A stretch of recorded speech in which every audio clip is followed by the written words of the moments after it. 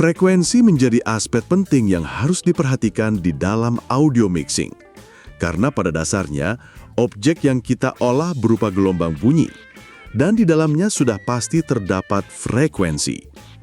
Lantas apa sebetulnya frekuensi itu sendiri? Dalam konsep fisika dasar, suatu bunyi terbentuk karena adanya getaran dari sebuah benda, kemudian merambat melalui udara, lalu ditangkap oleh gendang telinga kita. Dan frekuensi tersebut mengacu pada jumlah banyaknya getaran pada suatu bunyi yang terjadi tiap 1 detik, dan satuannya adalah hertz. Maka jika kita dapati suatu keterangan bahwa sebuah bunyi memiliki frekuensi 120 Hz, itu berarti pada bunyi tersebut terjadi 120 kali getaran dalam 1 detiknya. Artinya, semakin tinggi frekuensi dari suatu bunyi, maka akan semakin banyak getaran yang terbentuk.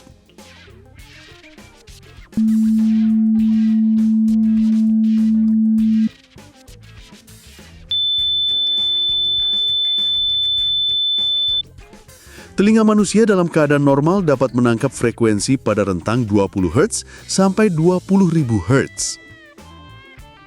Frekuensi equalization adalah proses di mana kita berusaha menyesuaikan keseimbangan frekuensi pada bunyi track yang sedang kita olah, yaitu dengan cara meningkatkan atau mengurangi level desibel pada frekuensi tertentu.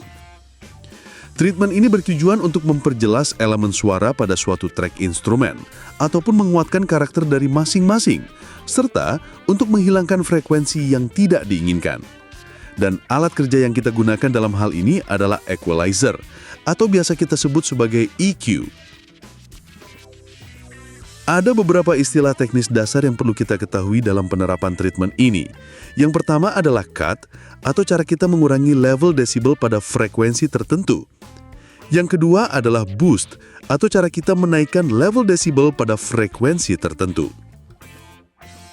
Yang ketiga yaitu low cut atau high pass, adalah cara kita menghilangkan frekuensi pada rentang tertentu mulai dari area low.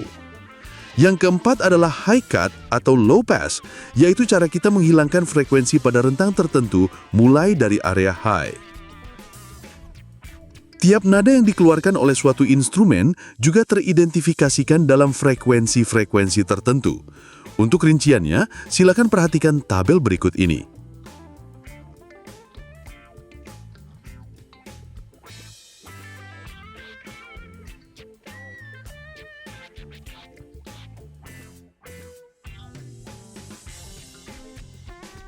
Meskipun demikian, tiap instrumen akan memiliki karakter yang berbeda-beda. Ini bisa disebabkan karena perbedaan material fisik ataupun cara membunyikannya. Sehingga, satu bunyi nada saja yang keluar dari suatu instrumen itu bisa terdiri dari sejumlah frekuensi. Ada yang berupa frekuensi fundamental dan ada juga yang bersifat pemberi warna atau harmoni.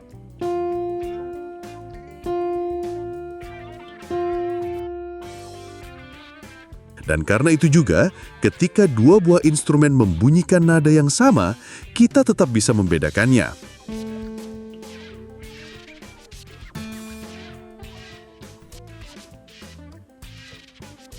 Spektrum frekuensi itu sendiri dapat kita klasifikasikan menjadi 3 kategori besar, yakni area low, area mid, dan area high.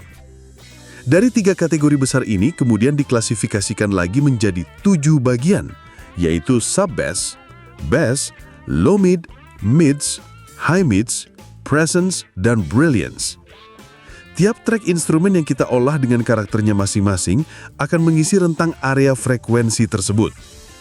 Kita dapat menggunakan EQ chart sebagai referensi atau alat bantu untuk mengetahui rentang frekuensi penting dari berbagai instrumen. Pada EQ chart ini juga tersedia keterangan terkait sensasi yang dihasilkan oleh tiap rentang frekuensi. Sehingga ini akan memudahkan kita dalam menganalisa frekuensi dari track yang sedang kita olah dan menyesuaikannya menggunakan equalizer di DAW kita. Kamu bisa mulai bereksperimen dengan menerapkannya pada track yang sedang kamu olah.